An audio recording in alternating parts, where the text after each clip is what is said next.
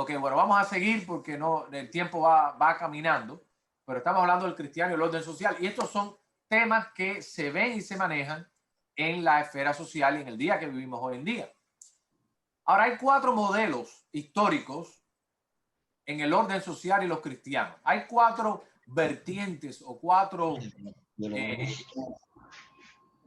approaches, acercamientos que podemos hacer para abordar cómo el cristiano debe de responder al problema social, porque no vivimos en una botella, ¿no?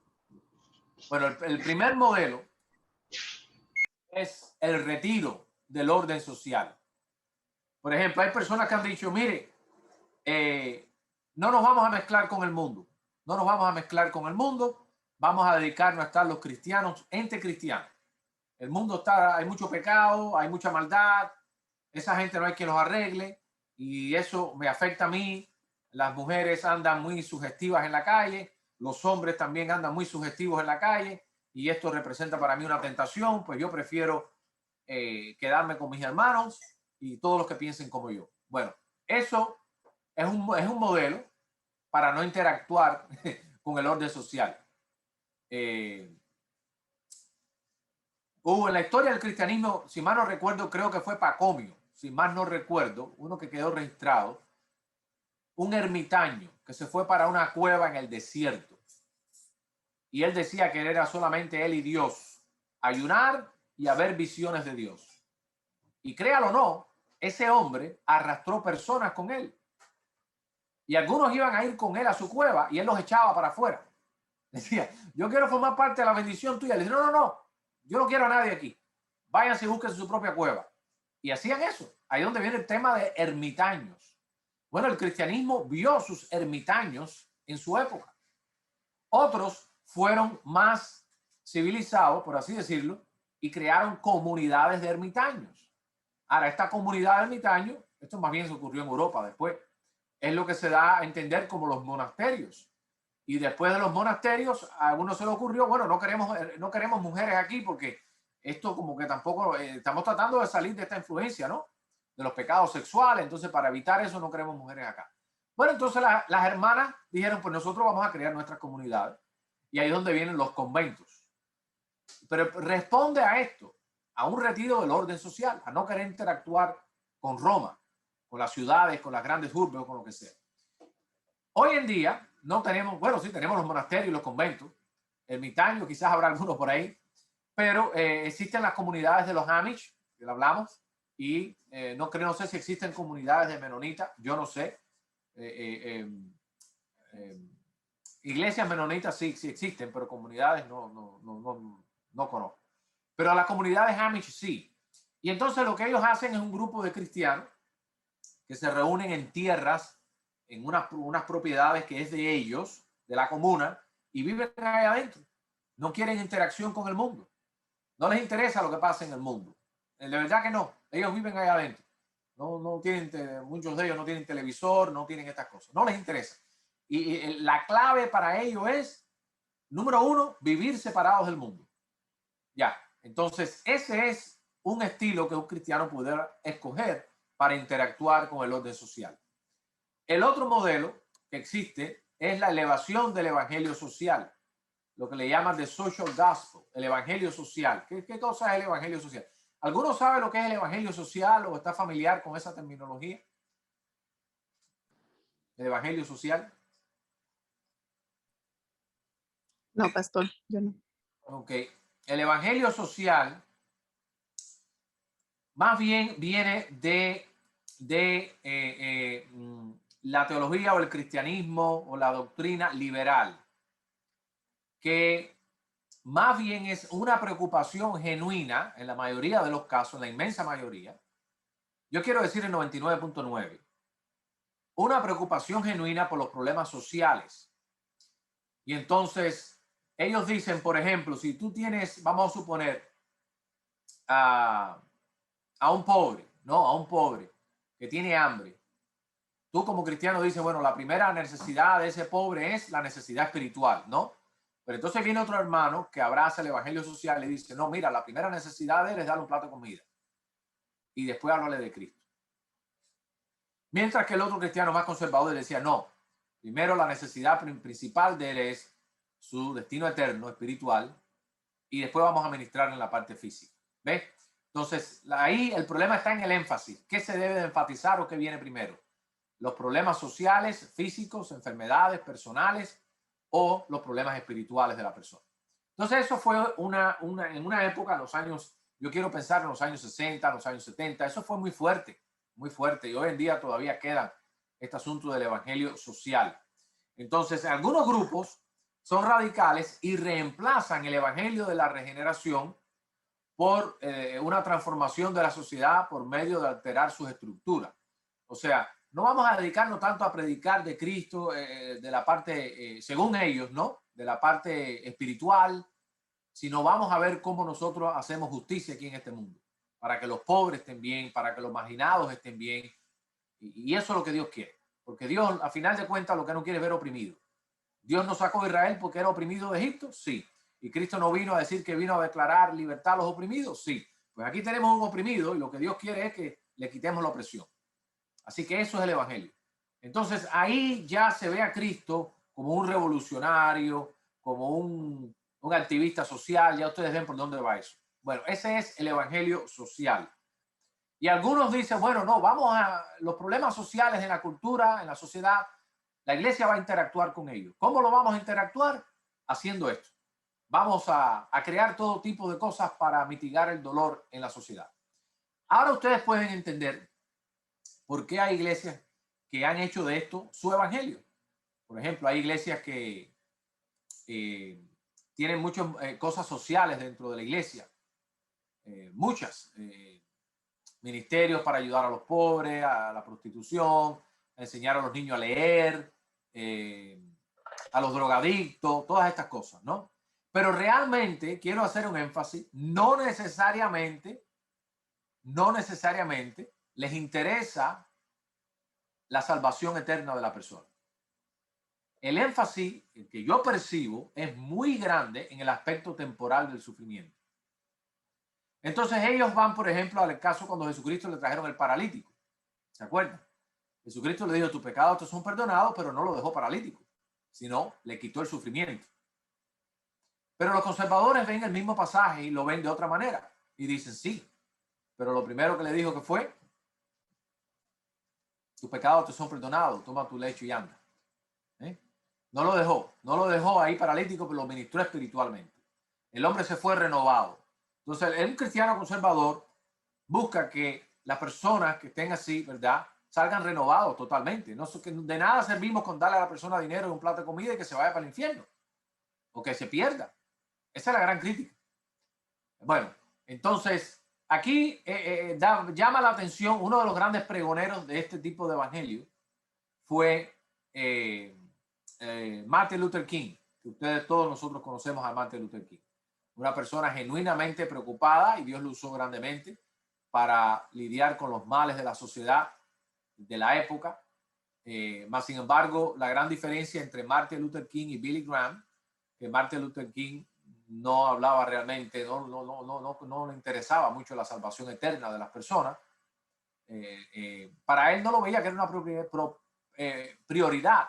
Más sin embargo, Billy Graham, por ejemplo, le preocupaba mucho la salvación eterna de las personas y por eso hablaba de Jesucristo como el Cordero de Dios que quita el pecado del mundo y el arrepentimiento y la regeneración, etcétera y demás. Mientras que Martin Luther King estaba más enfocado en lo que era realmente cambiar las estructuras para que hubiera realmente justicia social.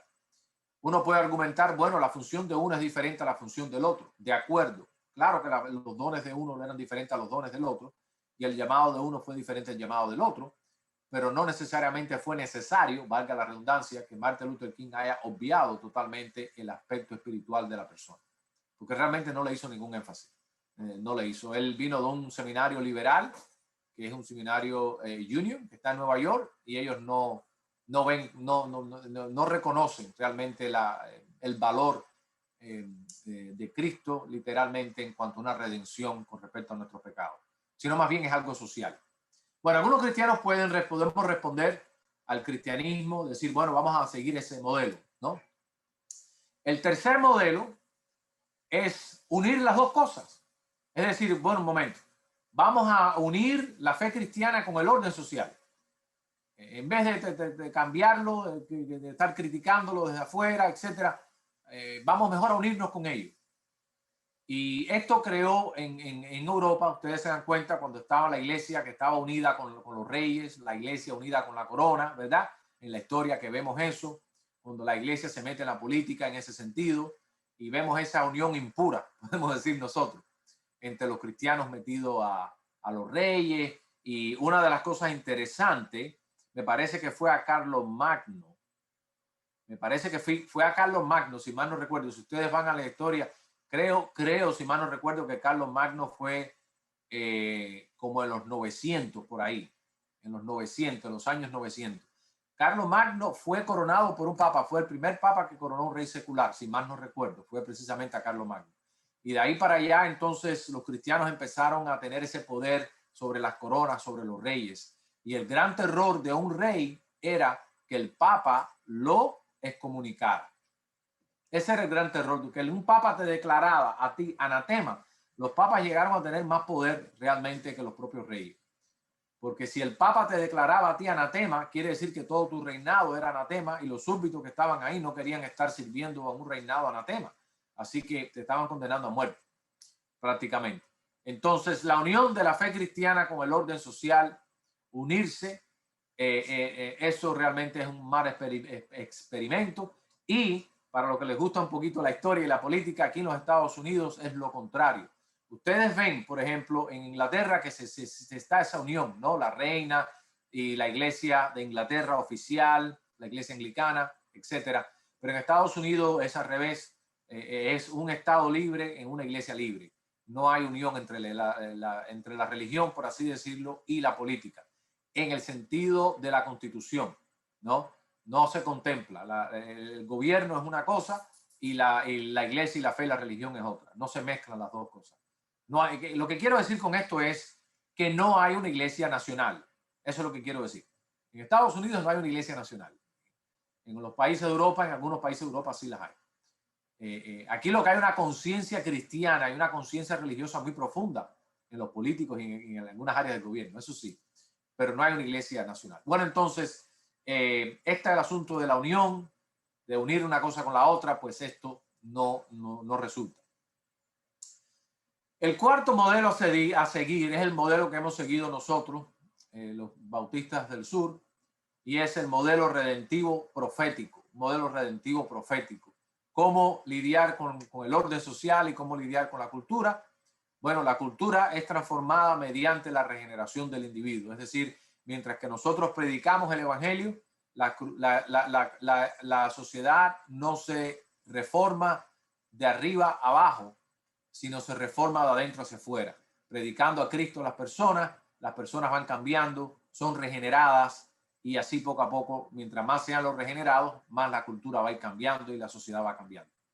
Entonces, es más bien buscando una regeneración y no una transformación. Los políticos y los sociales buscan transformación. Hay que transformar el sistema. Mientras que el cristiano busca regeneración por medio del evangelio de Jesucristo. Son dos acercamientos diferentes. Entonces, los problemas de la sociedad, el cristiano dice falta de Dios, es falta de personas convertidas, no es falta de educación, eso lo diría un cristiano liberal, no es falta de programas sociales, esas cosas son buenas, pero en última instancia es un problema del corazón, no tanto de la mente. La violencia que usted ve en las calles es un problema del corazón, que la gente no equilata y no respeta la vida humana. Se le ha enseñado que la vida humana no tiene valor, no hay principio, no se aquilata. Pero el evangelio tiene un mensaje en contra de eso y la solución es esto. Cada vida humana es especial. Dios nos ama. ¿Cómo tú no te vas a amar? ¿Cómo tú no vas a amar a tu padre, a tu madre? Ve, el evangelio es diferente, nos hace diferente. Ese es el modelo que seguimos. Ahora bien, aquí está esta declaración. Un énfasis en la transformación del orden social sin la proclamación del evangelio dejan a las personas perdidas y separadas de Dios. El énfasis en la transformación sin la proclamación del evangelio, al final terminas con almas perdidas, muy educadas y limpias, pero perdidas. Y ese no es el enfoque. Tú puedes coger un ser humano, darle una buena educación, darle un buen trabajo, pero si no lo evangeliza y no le hablas de Cristo, pues la persona se va a quedar separado de Dios eternamente. Y eso es uno de los dilemas entre los liberales y los cristianos conservadores. Muy bien. Entonces, nos queda un poquitico más. ¿Alguna pregunta o comentario, mis hermanos, que han de tener?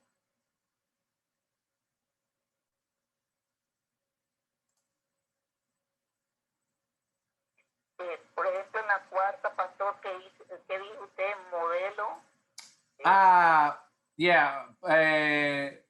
Redentivo profético. Habla de la redención y proféticamente porque se trae una palabra de Dios. Se reconoce que hay una palabra de Dios. Entonces ahí el énfasis en ese modelo redentivo profético es que el individuo no es tanto que se transforma, sino que se regenera. La solución está en la regeneración. Pablo era un asesino en potencia. ¿Y qué fue lo que lo cambió? ¿Lo cambió una educación?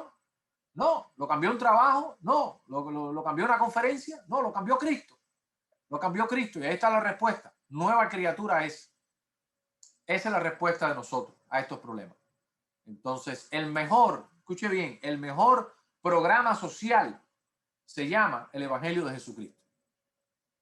Porque convierte a las personas en violentos, a mansos y humildes, en ásperos, a personas tiernas y delicadas, convierte a las personas vagas a personas industriosas. Así que el mejor programa no puede... Y el Evangelio es gratis. Se le da a todo el mundo gratis. Encima de todo. Muy bien. El cristiano y el orden social. Seguimos con la última slide que les tengo. El abuso y corrupción de la sexualidad humana es lo más trágico de la cultura moderna.